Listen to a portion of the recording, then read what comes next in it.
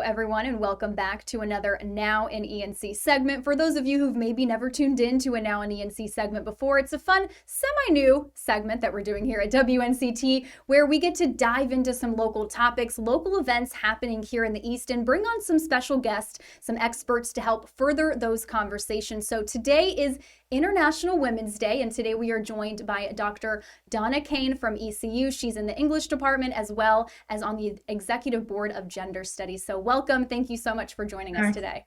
Sure.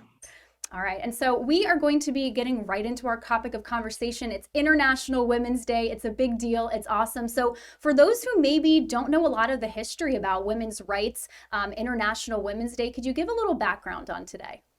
Sure. It started in 1911.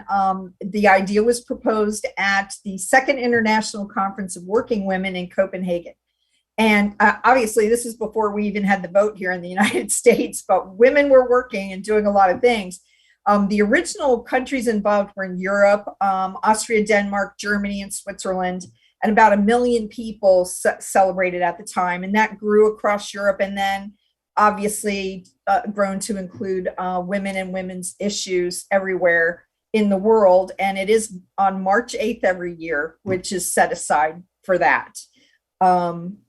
So that's a little bit of the history there. Absolutely. And so what are some of the types of things that, we might observe or celebrate when it comes to women's accomplishments, women's success over history? What are some of the things that we are kind of pinpointing in celebration today? Well, obviously, we're celebrating women's achievements of all kinds and trying to raise awareness about equality, obviously, equity, pay equity, working conditions across the country, across the globe for women. And so we're looking for gender parity and trying to bring attention to that. And a lot of fundraising opportunities for women, for female focused charities and women's issues across the globe. Right now, I'm sure people are focusing on what's going on in Ukraine with women and girls in particular being displaced and needing a lot of help. So I'm sure that's going to be a big focus of this year's work. But obviously, women have been in the sciences, they've been in medicine, they've been in a lot of different fields, they've been in the arts, but often have not been recognized or compensated for a lot of the work that they've done. And so I think that's really how it got started, was focusing on this idea of that women are working in addition to taking care of the home and taking care of children. And of course, we're in all kinds of fields. So I think this is the day that we sort of set aside to really take a look at what women have done, what women can do, and where we need to sort of help pave the way for more women. Absolutely. And I kind of want to talk about, some of the issues that women are still facing today. I mean, Yeah. I think a lot of people, tend to forget that we've come such a long way in a very, very short period of time. You were saying earlier the suffragette movement and women didn't even get the right to vote until 1920. Right. I mean, that was in the past 100 years, you guys. This is such Right. a short timeline. So there are clearly still many issues that women face today. And obviously, this is something you work in these studies every single Right. day. You discuss these things with other experts in this field. So what are some issues that you recognize that women are still facing today? Well, women are still in the same fields as men doing the same jobs are still not making the same pay. So that's a big issue because it affects families. Everything that affects women generally affects families. And so we definitely want to look at that. This year's theme for International Women's Day is Break the Bias. And so I think it's very important to look at the ways in which there are biases about women, whether women can be involved in certain professions, whether they can take responsibility at work when they have a lot of other commitments as well. So we want to take a look at those kinds of things. Also this year, and I wanted to mention what the UN is focusing on this year. The UN is focusing on gender and climate change and the ways that women are impacted by climate change and how they can be leaders in mitigation and sustainability. And even at ECU, a lot of the a lot of the scholars looking into these issues are women. But women are more vulnerable to climate change impacts. They are the majority of the world's poor. And so they are more dependent on the natural resources. And they're doing things like, in some countries, spending most of their day trying to find clean water for their families. There got to be ways that we can sort of figure out what to do with that. And of course, climate is changing the way certain things are happening in the world, and women tend to be have those changes threatening their families and their health. So when something happens that's a natural disaster, 80% of women are the ones that are displaced by those, especially climate-related disasters and changes that are happening. But here's the thing, women are responsible for 50 to 80% of the world's food production. And I don't think people realize that. And at the same time, they only own 10% of the land. So they often don't have the opportunity or the ability to have a say, right, in what's going on.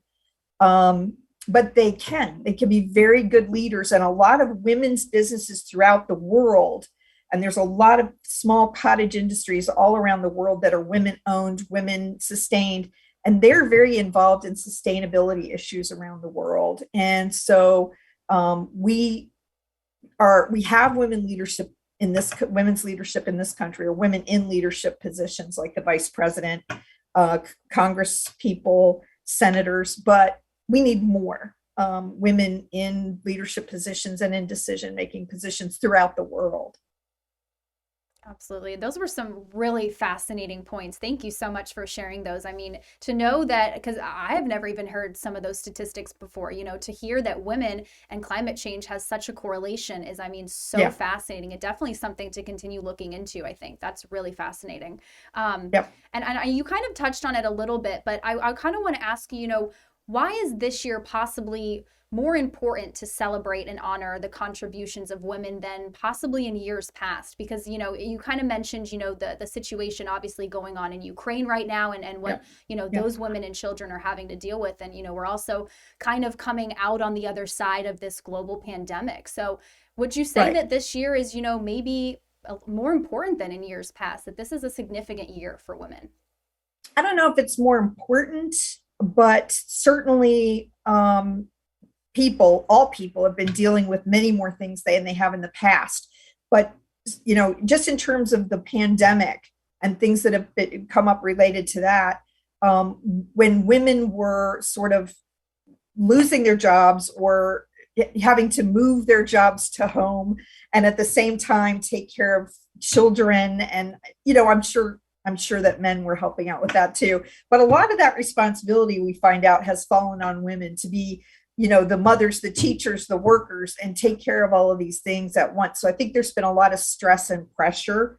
And, when women are predominantly in the heading poorer households, for example, in urban areas in this country, 40% of the poorest households are headed by women.